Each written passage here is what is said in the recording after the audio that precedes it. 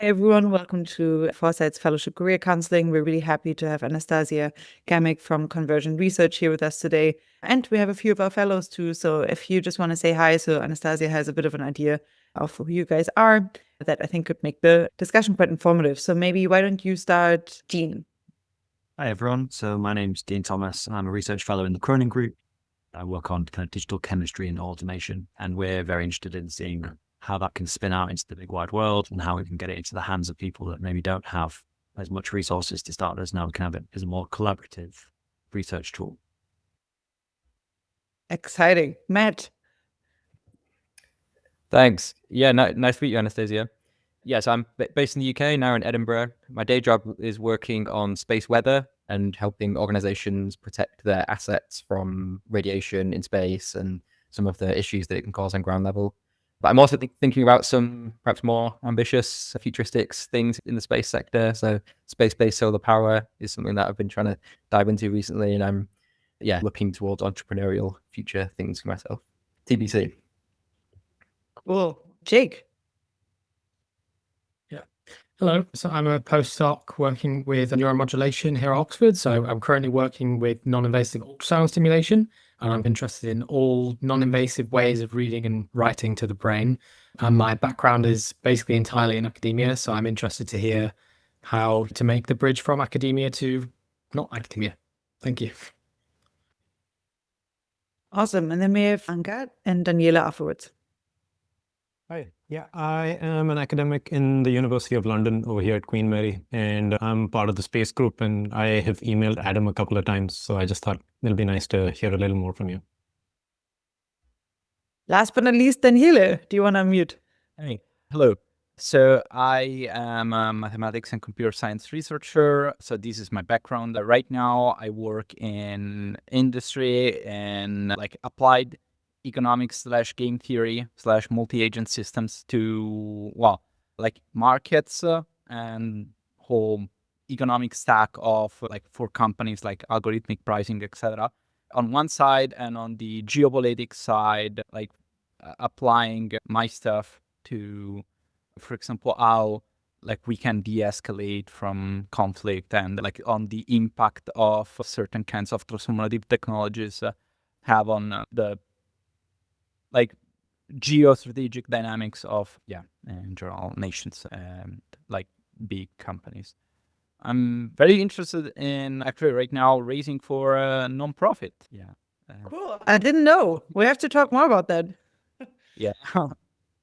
Thank you. Last but not least, Richie, you just came in and we're doing brief introductions so that Anastasia knows who you are, unless she knows it already. But even then, it could be fun for all the other fellows to know as well. So you may or may not know me. I'm Richie Coleman. I'm a chemist turned neurotechnologist who focuses on brain mapping and connectomics. I ran a large consortium project called IARPA Microns that focused on light microscopy-based methods for mapping neural circuitry. This was a variety of academic labs, and including Ed Boyden and Adam Marblestone. And so Adam and I go way back to that project, and Adam created the FRO concept with Convergent. I was briefly tapped to run the first FRO on brain mapping, which turned into E11, but I stepped aside and moved to Geneva, where I am now. I'm back in the space working for a startup, and I'm generally still interested in the same technical area. Cool. You go way back then. And I was lying when I said you were last but not least, because we just had Nicholas Krink join. Nicholas, we're doing brief introductions, so Anastasia knows who you guys are. If you want to say hi, now is a great time. Otherwise, feel free to lurk and we'll get to you eventually. All right. I'll be in the sprint offices in 2 weeks, and so would love to meet then, either way. Oh, great. You're going to Europe then. That's exciting.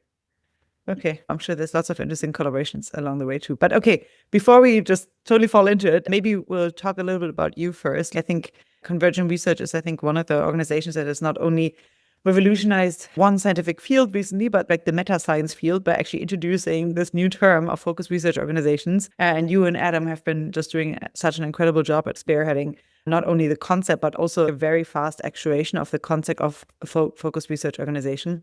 And you're trying to spin these out across neuroscience, synthetic biology, climate tech, biosecurity, etc. And you also have independently, I think, a really interesting just kind of career background in the sense that you were at very interesting organizations, including at Creator, Neuralink, etc., but also serving on really interesting boards, including Forest Neuro, Dragonfly, Unitary Fund, like lots of organizations that are like quite close to the foresight ecosystem. So I'm really excited that you're here. Maybe we can start it off by you just telling us how you got to where you are, and especially if there's any pivotal kind of like points that like really changed your career. I think that's pretty interesting start for our fellows. Thank you. Yeah, happy to. Allison was nice. I have a weird background. It's not just interesting, it was like quite strange. But I started in tech a decade ago, a little over a decade ago, at early stage startups. I was early at this startup called Curative, which is a robotic startup. And I was tapped to be one of the first 15 people at Neuralink. But at that time, I was a very normal human who had normal jobs and didn't really understand this ecosystem yet. And so I like approached my Neuralink job chaotic, but like fairly normal way of hiring and building out our supply chain and building all of our animal facilities. And then I worked at another very normal startup called This Bar Saves Lives, in which I ran the national supply chain for a CPG company. And my life was very boring. And someone that Allison knows, Milan Cvitkiewicz, gave me a book called Doing Good Better. And then I did the math and I was like, oh, this is not a effective way to spend my career. I should not be doing this. And I immediately pivoted to doing last mile payment delivery in sub-Saharan Africa. So working for a startup that was helping major NGOs send funds directly to beneficiaries. It was using the same skill set that I had built elsewhere, but in a highly impactful area. And then that got acquired by a British bank and my life got very boring and COVID started. And so I started doing a COVID testing startup where I built their supply chain, scaled from 800 test kits a week to about 1 million test kits a week in the first 4 months, 3 or 4 months of the pandemic. But then was thinking through, what can I do with this background in startups where I have been very close to science and technology, where I have watched how well Neuralink worked, how well the robotics company worked, and figure out how to apply that to pressing problems. I was thinking a lot about biosecurity, neuroscience, and catastrophic climate change, and wondering if there were technical problems in there where I could build a startup. And I spent probably 3 or 4 months just reading and listening to podcasts and everything in their spaces. And I listened to Elon Gurr, who now runs Aria, do a podcast about how when he built Activate, actually it was like a model to help many people build really impactful startups. The whole point of Activate was to seed an ecosystem of people who had a hard time leaving the lab because they maybe had an academic background, they had a technology but didn't have an understanding of the market yet, and facilitate many people doing that thing. I was really inspired.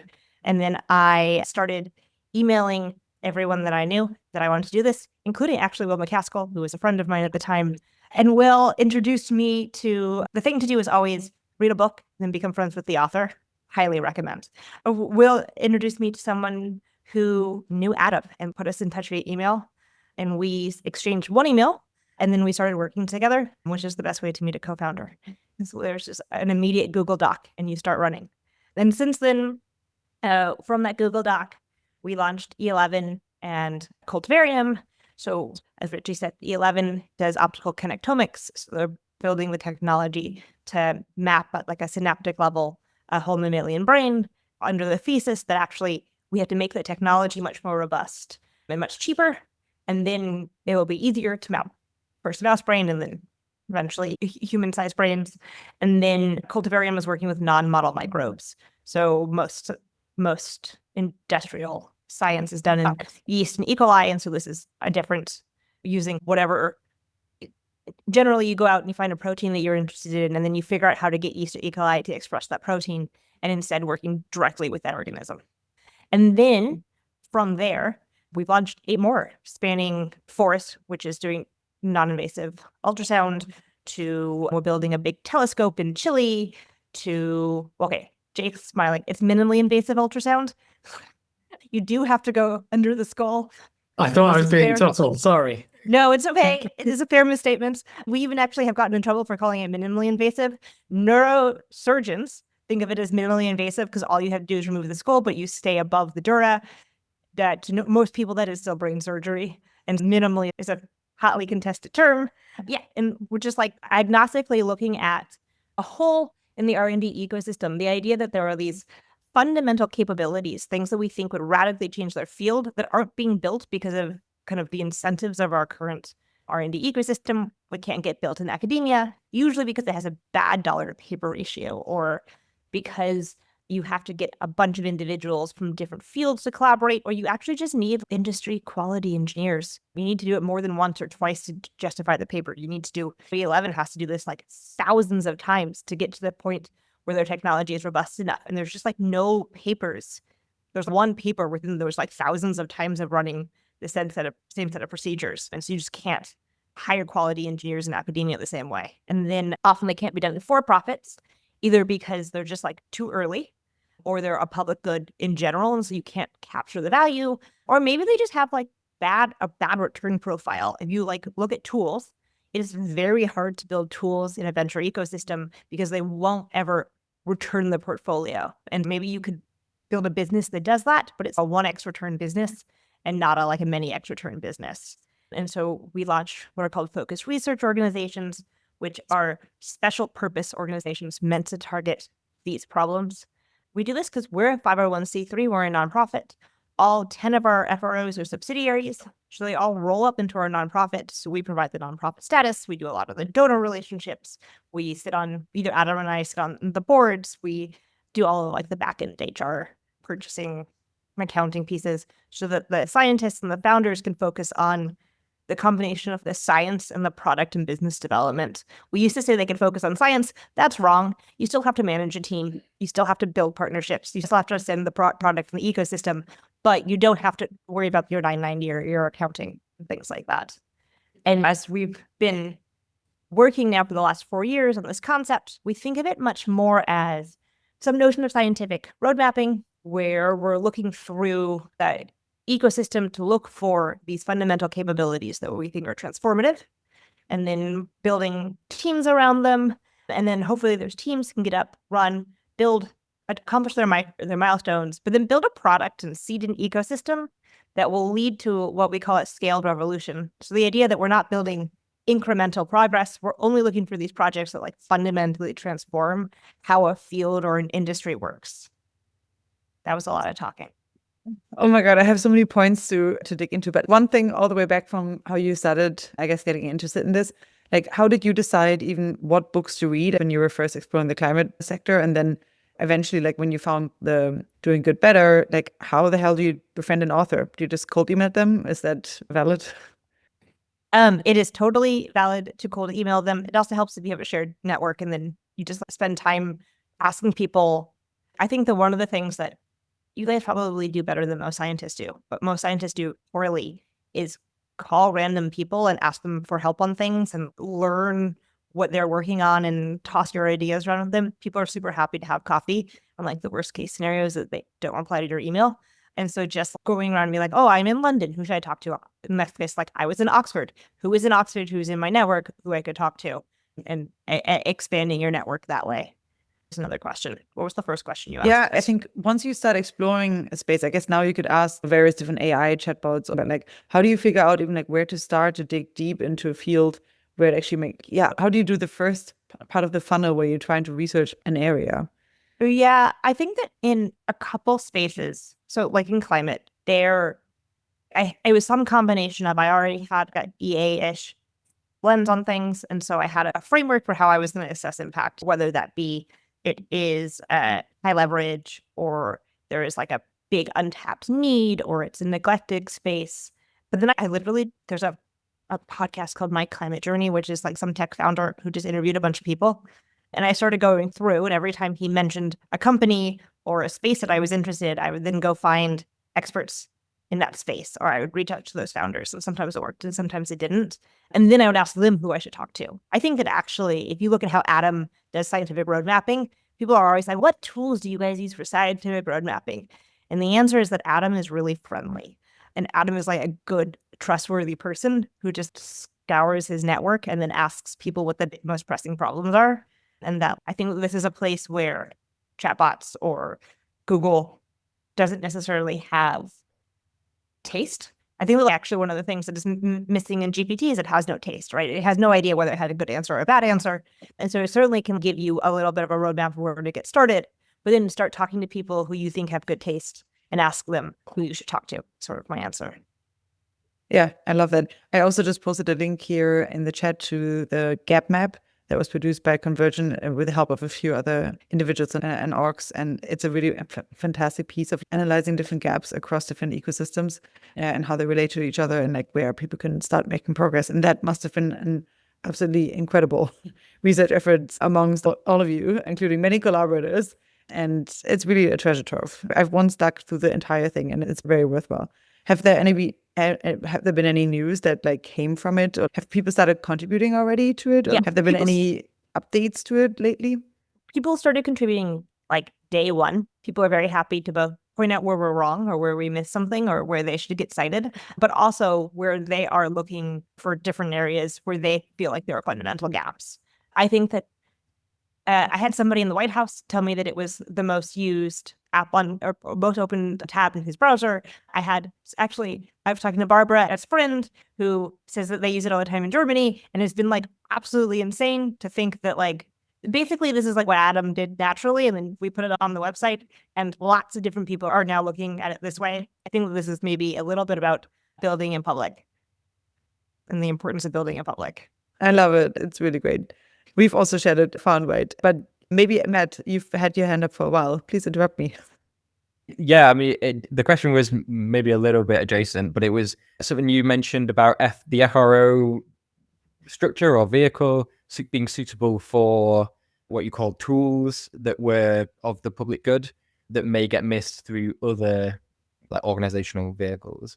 Could you give us some more kind of flesh around that? What sort of tools do you mean? Because I just had a flick through on the FRO portfolio on the Convergent website, and it looks like mostly like data and software tools. But are we thinking tools more broadly? Like, I mean, in the space sector where I am, it's a lot of hardware type tools. They're building kind of satellites that do certain things, or a certain type of antenna that can advance the field in some way. I think that, so my opinion is that if you can build a company, which many things in space can be a company, you should build a company. There is way more money in for-profit ventures than there are in nonprofits. But there are some things that you can't build as a for-profit. We were doing, Aaron Tavolo, he was looking at space-based telescopes. So basically, if you took the idea of like these small modular satellites that are pointed down towards Earth and you just like effectively turn them around and point them to space, could you then build small modular space telescopes? And so I think that is an example of potential for we're building a ground-based telescope right now. Eventually it could actually probably run itself via selling time on the telescope, but that initial investment wasn't going to come anywhere but philanthropy. And so we're building a ground telescope for that. Yeah, that makes sense. So I think like traditionally before hearing about FROs, I would have thought, okay, that would be like, well, in an ideal world, that might be the domain of governments or something, or international government agencies. Are we thinking FROs would just be able to move more quickly or be less constrained by national? Physics and astronomy actually are just like way ahead in the coordination methods. And even there we struggle. So in physics and astronomy, you get together every 10 years and you do this thing called a decadal survey and you decide what are the best things to build. Advances in CMOS happened between the last decadal and now. And so they can't pivot to take advantages of some of those things, and they're building the existing decadal survey. In our case, we're building this telescope that is off-the-shelf Sony like telephoto lenses. We're buying about 1,000 of them and building a big array, and then using advances in computing and these really excellent CMOS cameras to be able to target the cosmic dark web. So all of the dark matter that is strung between galaxies. And that is something that basically the technology advanced enough, people thought we could do it, we got philanthropic funding, and then we went. And so the ability they got approval for their project in January, and they'll have first light next month, which is just like an insane speed that you can't do in academia. I will say though that in biology, the coordination mechanisms here for what are the big tools need to be built and how do we assign resources to them aren't there the same way that physicists and astronomers have centuries of practicing this together. I think there's much less coordination mechanisms in biology and other fields. Yeah. It sounds like with the speed at which an FRO can catalyze this relevant work, it can beat the stagnant timeframes of government funding. It sounds like that's one of the main benefits as well. Yeah, exactly. I think that national labs, I think, are a good parallel to FROs. They work on many of the same things, but they're beholden to congressional mandates. They're beholden to having staff. They're really wonderful, like, mechanisms. But why? I think Tom Khalil, who's our board chair, who used to be at OSTP, uses this phrase, prematurely standardized. We, at the end of World War II, came up with patents and universities and some grant-making mechanisms, and then we stuck with it. And there's, just like to Allison's point about meta-science, there's no reason that we had to stick with those things. And so we're an additional mechanism, not necessarily a replacement for anything that exists. Great. I also shared like one of the just diagrams that often helps, I think, to figure out like what is an FRO, where does it come in. But if you could maybe like just at a hand of a few examples, almost say, what do you care about most when you figure out what could be an FRO or not? Because I know that you guys must have gotten so many applications, because I know so many people who basically submitted their idea for doing an FRO, to the point where almost now you're not saying, I would like to raise money for a startup, I'd like to raise philanthropic capital, but like many people are now saying that they just want to do an FRO. And it's almost like this thing that's now in people's heads as a concept. And I think it's great on the one hand, because the meme really stuck. There must be a lot of ideas that also like may be good ideas, but are not quite really within the framework of what an FRO should be tackling. So when you look at the ideas that people can submit on your website or that people just bring to you, what makes for a really good FRO versus one that, where you're like, good idea, but not super applicable to the concept? And so first, I think that there's a thing, when Adam started, he was like, I don't know, I know E11, this optical connectomics project, definitely is an FRO. There are probably a handful more out there that fall into this gap in the R&D ecosystem. And we started talking to people, and we'd go to a PI and we'd be like, hey, what would you do with $50 million to fundamentally change your field? And they would say, more money for my lab. We'd be like, great. But you like didn't have to justify grad students, and if you didn't have to publish, and you like what would you do to change your field? And they would say, more money for my lab. And then they'd go away, because the thing is that no one's thought this question. And then they'd come back a week or two later after sitting in the shower noodling on it, and they're like, actually, here's the data set that I think is like incredibly important. Or I think that if we could build this tool, we could change the way we look at proteomics or whatever it is. And so actually, part of the reason we're excited to see so much talk about FROs in the ecosystem is that it's changed the level of ambition that a lot of people have, because they were in a constraint where they're either like, I have to make a startup, or I have to justify grad students. And those are the only two choices. And now they're thinking about other problems. And so in some ways, I think that this is like the most exciting thing that has come out of our work. When we get FRO proposals, I think that there are basically two things that we look for. So one is that like it is FRO shaped. So that is, it is like a critical amount of people over a critical amount of time building a product that is not actually a series of coordinated grants, right? It's not, it is like there is quarterly OKRs. We have a pretty clear understanding of what you're building. There is like some amount of scientific risk, but it's not exploratory. And then it can be done by a team in a lab and for a certain amount of time. So that is what oftentimes people just bring us work for their lab or like a grant making program. And so it's like, is it actually FRO shaped? And then we are looking only for these fundamental capabilities. I think you could actually have an FRO that does just about anything, right? If you wanted to build an FRO to study like dolphin genetics, I think that would be awesome. Someone proposed that to me the other day. I forgot that they wanted to do the genetics, everything in a coral reef. Totally reasonable. We as Convergent are looking for things that have transformative impacts into fields or industries. So we think about like a tech tree. Is this a technology that is like close to the trunk of the tech tree? We've been building an open source language for formal math. And it turns out math is really close to the base of the tech tree and has had a ton of different applications. And so those are kind of projects that we as Convergent are looking for. I will say there's another thing, which is like funders. turns out we need to pay for all of this. And so how do we move our funders along with us? How do we get funders interested in this project? Or how do we find projects that are aligned with funders already? Oh, Anga, before we go to you, can I just follow up on this? So is it mostly that like you have a base of funders already, or if you can even talk about it, I don't know. You have a base of funders already that are like broadly interested in a few areas, or they just trust you enough to make the decisions yourself, and then you pitch them something? Or is it mostly you have a good pitch and then you're like, okay, now we're going to go out and matchmake or create a market here between funders and projects? Ideally, we would love to have a pot of money that we could allocate. ARIA is the first chance of this that we've had where ARIA has said they've committed to funding £14 million worth of an FRO, and now we're running a residency in the UK to select a new FRO. More often, we have a network of funders who are generally interested in us and the projects, but we do a lot of matchmaking where it's, we have now a team that's like ready enough to go that we're introducing them to the funder, and then we like don't want them to accelerate too much until we're sure we have the right funder interest. And so we do a lot of like some large part of our work is doing that networking. Oh, that's awesome. It's very difficult to do, I think. It is, but we did not realize that we would become professional fundraisers. Yeah, it's the most useful. Okay, it's not the most useful part, but without that, nothing happens. And yeah, it can sometimes be quite thankless. Okay, we have so many hands up now, so we're just going to go one by one. Angad, you start. Yeah, two questions. One is, I see that there are 101 areas in the gap maps, right?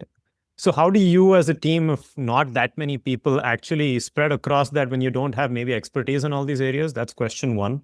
And most of the FROs that have been funded are on the bio side. Is that because of the philanthropists being more interested in longevity and things like that? Or is there something else that also pushes a certain area to grow a little more? Yeah. And they're actually very related answers, which is that Adam has a really amazing network and is a little bit of a genius and works a lot in the neuroscience and biospace. And so we found our first handful of projects by traversing Adam's like broader network. We have right now 2 projects that are not in biology. Is this right? Yeah, 2 projects that are not in biology. My guess is that of our next 3, maybe 1 will be in biology and the other 2 won't be. And some of this is a concerted effort to bring in fellows or experts in areas that we think are really highly impactful that we don't have expertise in. And so we're actually looking for a fellow right now in economics, particularly how do you build new tools for economics when you think about the way that the world might change over the next 50 years? How would you build the economics tools you needed to like help navigate, to help set policy, or I just don't think we have the tooling in place. So but we don't know. I don't know anything about economics. I read a book once. So bringing in somebody with that expertise to help build out that function is how we do this. Cool. Dean. So thanks very much for answering the question so far. One naive question was basically, is there a sweet spot in applying for money where you're at a very early stage? Is there not being too ambitious or not backing yourself by asking for enough to begin with? I think that you should always be too ambitious. Like the worst thing that people will say is, I can't give you that much money. But I think that this is okay. This is a personal opinion. I think that you run a risk if you ask for $100,000 or $200,000 to start just asking for that much money over and over again, and it is hard to escape it. But if you say, this is one of the reasons that we've been more successful in fundraising than I think we would have been otherwise, is we said, hey, here's a product that we think needs to be built. Here's how we think this product will change this industry, and that will cost you $30 million. And we were able to not say, and next year we will ask for another 5 million. We're saying this is like a one-time commitment to build this thing. And I think that in the philanthropy world, people are not used to that. They're used to people coming back to them every year and asking them for next year's budget.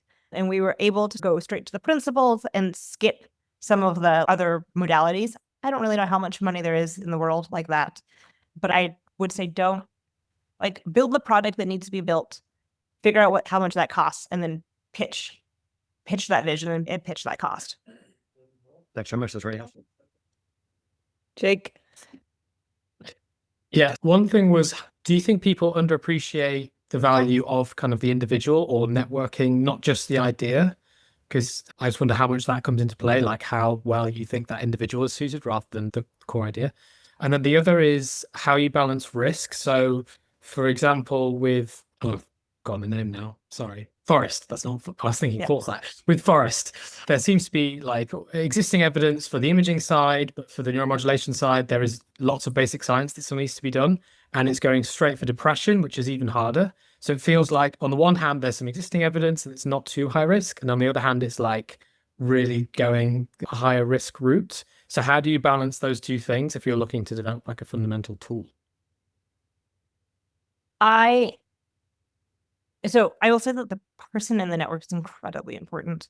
I think that PIs tend to think that the idea is worth everything, and that is not always true. The idea is worth a lot, but then you have to like coordinate people to execute on that idea, and you have to fundraise, and you have to build a mechanism, which I think that you can't just like hand around ideas and then hope that they happen. And so you like really need, for these FRO-shaped projects or things that are like transformative, you really need somebody to execute, and it's so important. I think that when we look at our first 10 FROs and now we look at this UK residency, so much of the residency and our new programs are built around, we're like pretty good, we think that we're pretty good at selecting problems, but thinking through who are our founders, how are they trained, what are they good at, how do we select at the founder stage is a lot of the reason that we're putting this in place. I will say, Sumner, who runs Forest, is a great founder.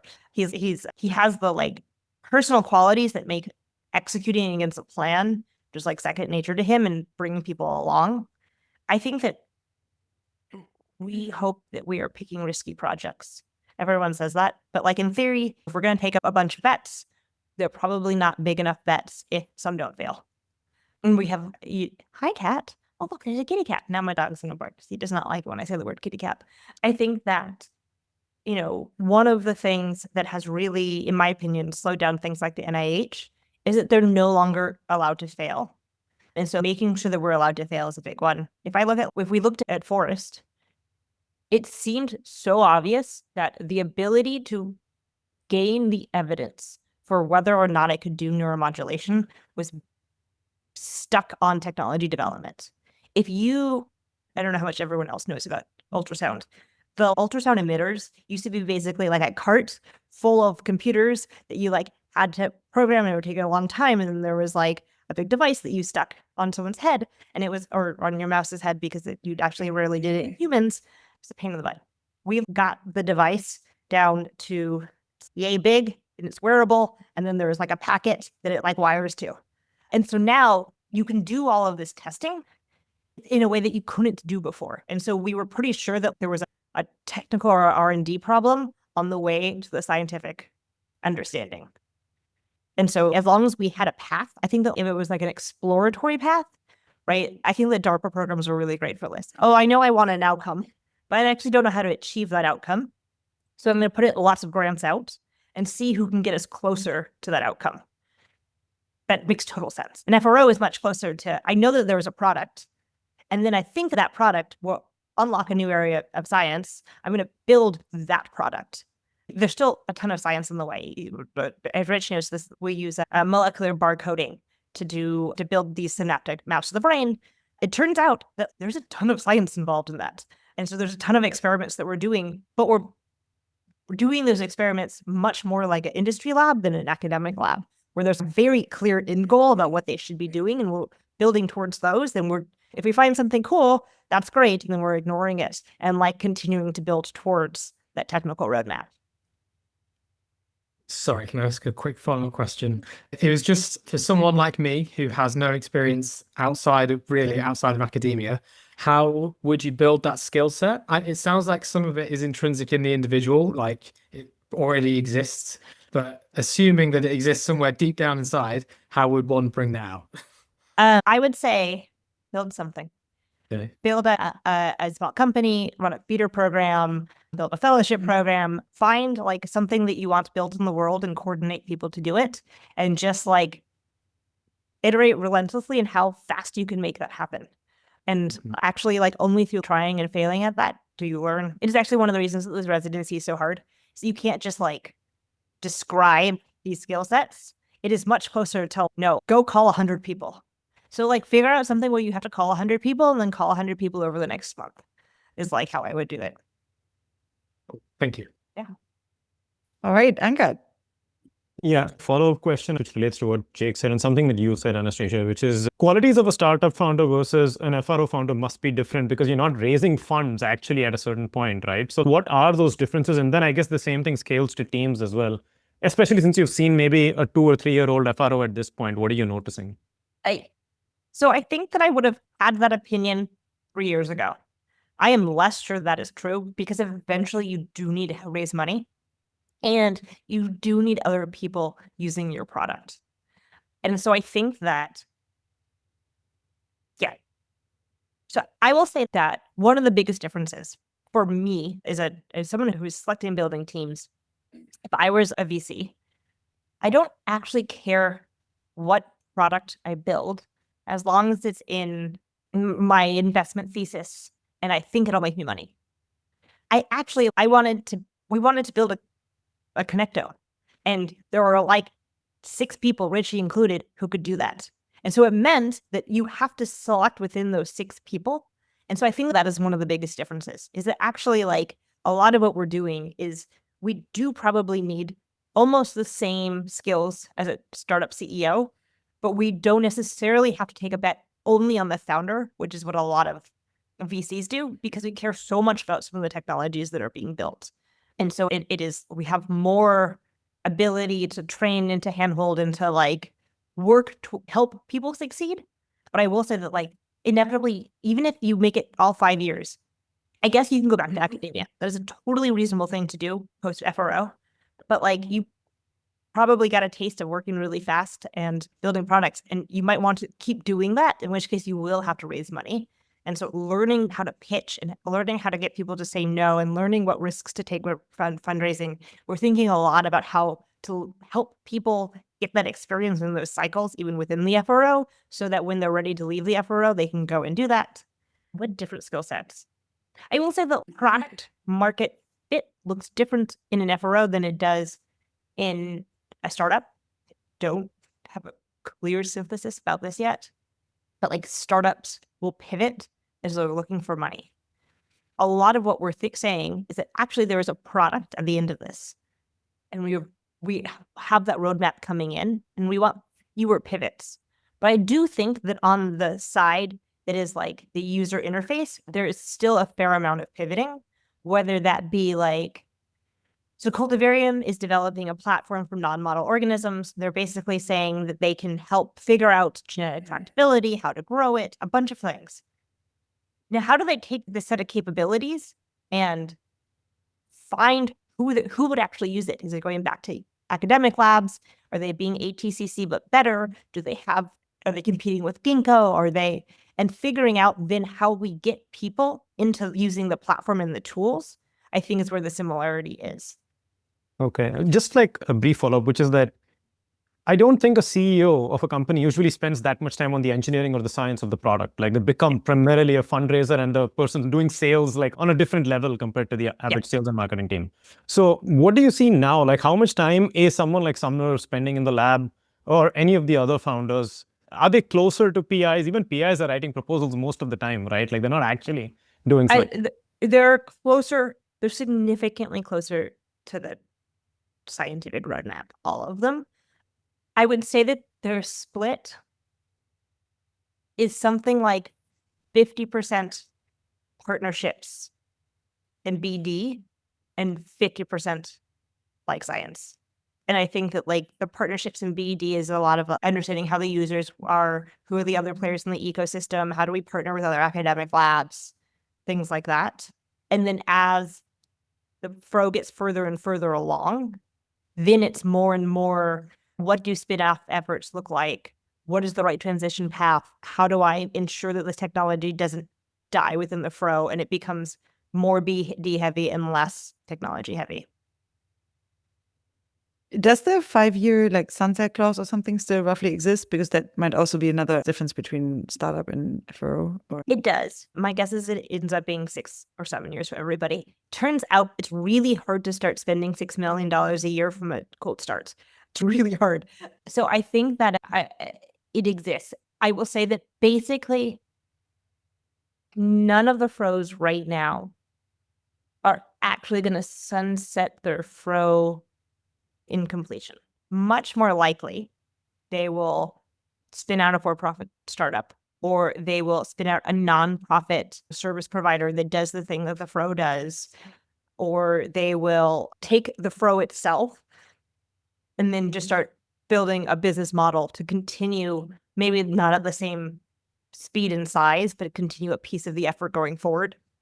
I think that nobody is really, we are not committing to fund them beyond this time or to fundraise for them beyond this time, but making sure that they have plans for how this technology actually enters the rest of the world is really important. And so almost all of the FROs, some portion of this team or this effort will continue. Cool. Okay. I think it's actually quite organic. It sounds like a pretty organic fit into having an impact in the world. Okay. Richie, then Daniela, and then Nico. Yeah, I had a question about the philanthropy trends. I'm looking at this call, and maybe half-ish of us are not in the United States. Over the course of the years that you've been doing this, obviously FROs are very expensive. You need donors. That's a process. Do you see a trend or breakdown between the money coming in from various regions of the world?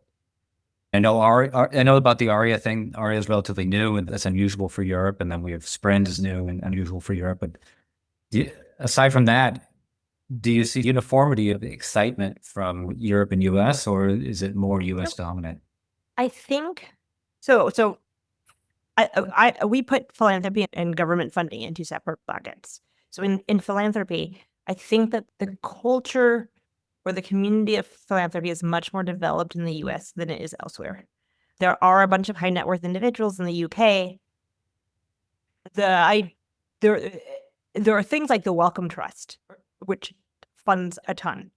But private individuals, there are fewer in the UK.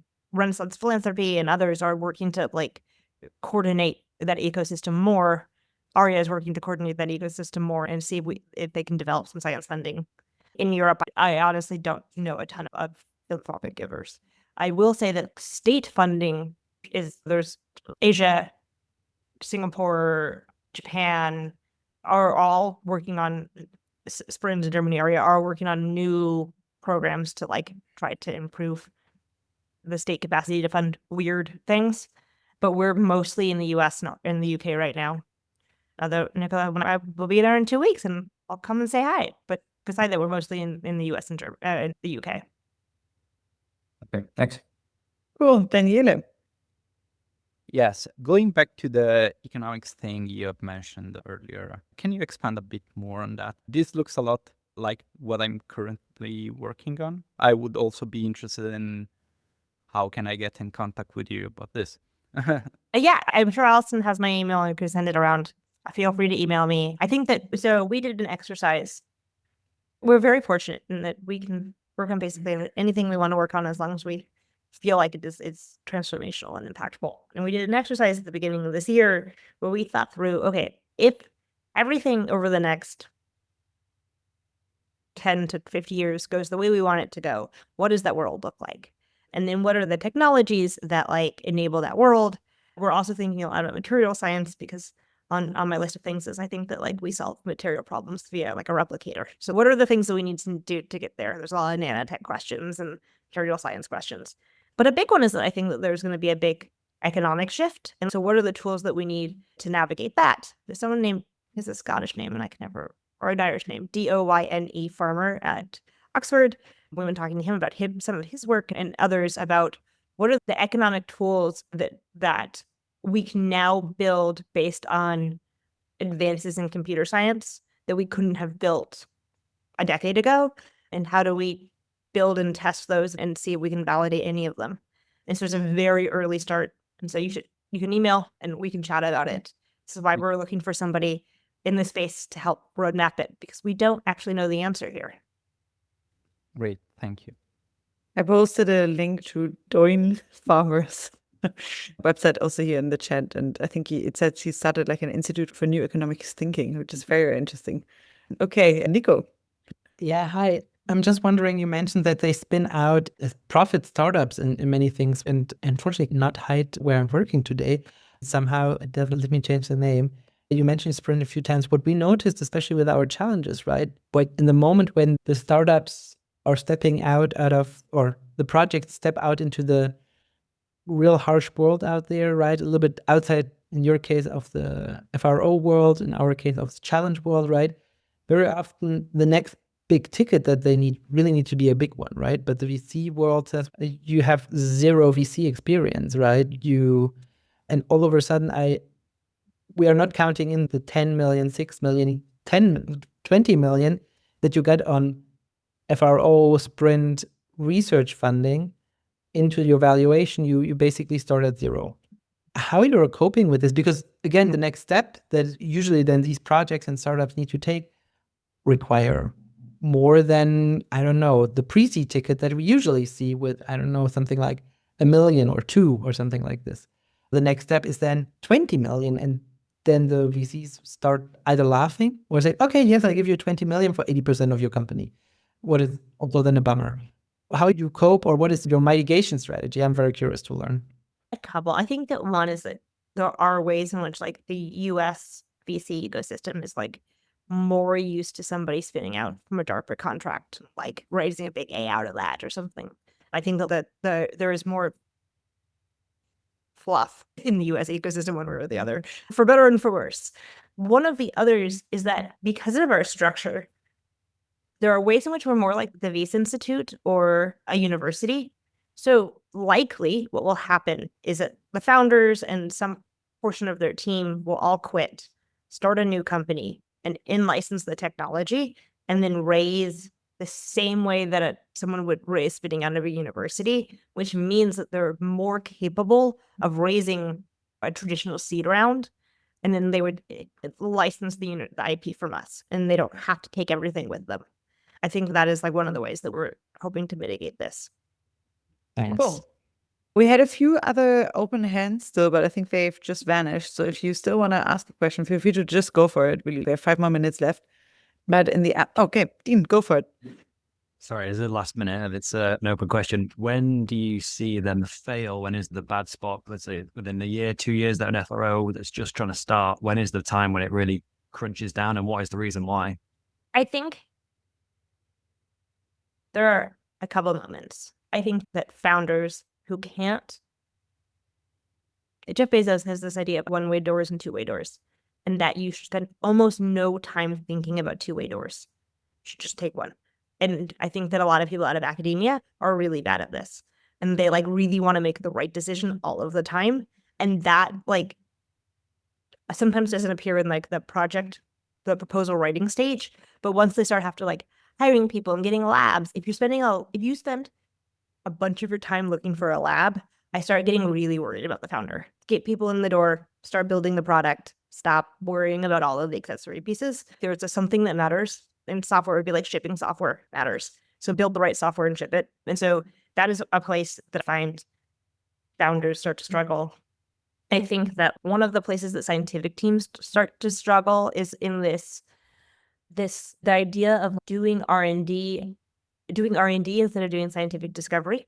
So the notion that you have to do science, but you have to do science against OKRs and towards a target, I think is really, how do you write an OKR for a scientific experiment? You have to. OKRs are a method to describe goals. It's called objective and key results. It's a pretty common startup format.